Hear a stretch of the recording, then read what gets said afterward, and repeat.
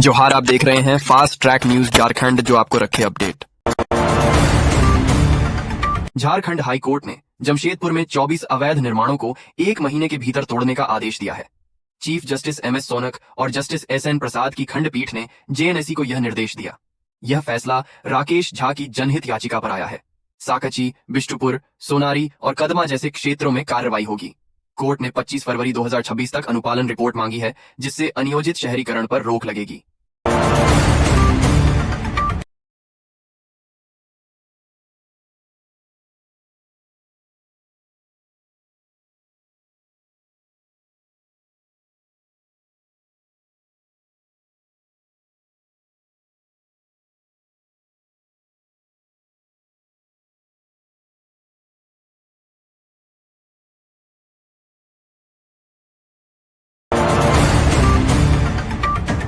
आदित्य साहू झारखंड भाजपा के नए प्रदेश अध्यक्ष चुने गए हैं। केंद्रीय मंत्री जुएल ओरांव ने इसकी घोषणा की। साहू ने कहा कि भाजपा उनके नेतृत्व में अगली सरकार बनाएगी और बूथ स्तर के कार्यकर्ता से अध्यक्ष बनने का सफर भाजपा में ही संभव है। उन्होंने पेसा कानून को आदिवासियों के साथ धोखा बताया और घुसपैठियों से राज्य को मुक्त करने का संकल्प लिया।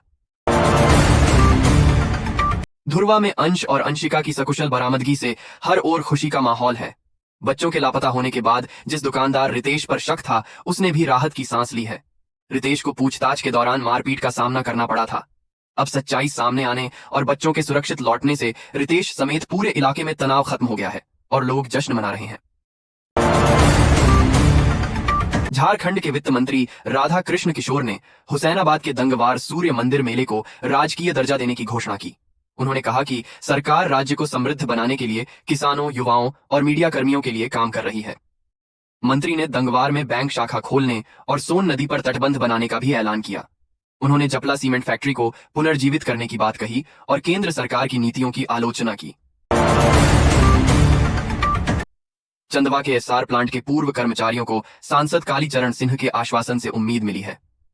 Odisha LI steel private limited द्वारा प्लांट अधिग्रहण के बाद उन्हें बिना सूचना के नौकरी से निकाल दिया गया था, जिससे उनके सामने आजीविका का संकट खड़ा हो गया।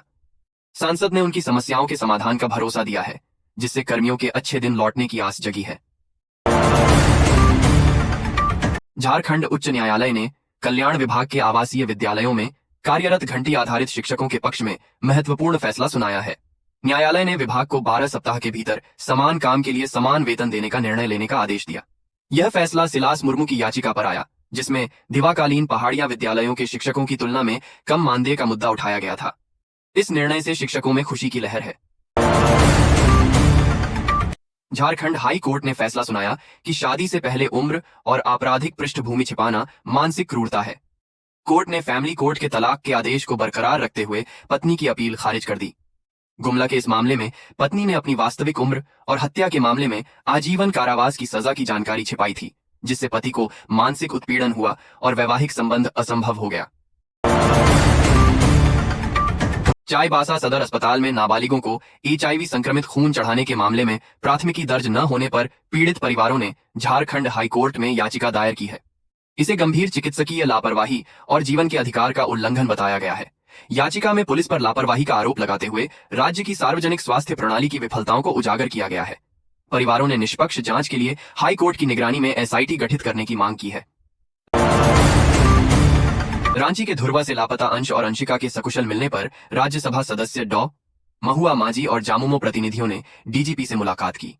उन्होंने झारखंड पुलिस की त्वरित कार्रवाई, संवेदनशीलता और समर्पण की सराहना करते हुए बधाई दी। पुलिस की तत्परता से परिवार को बच्चा वापस मिला, जिससे समाज में विश्वास मजबूत हुआ।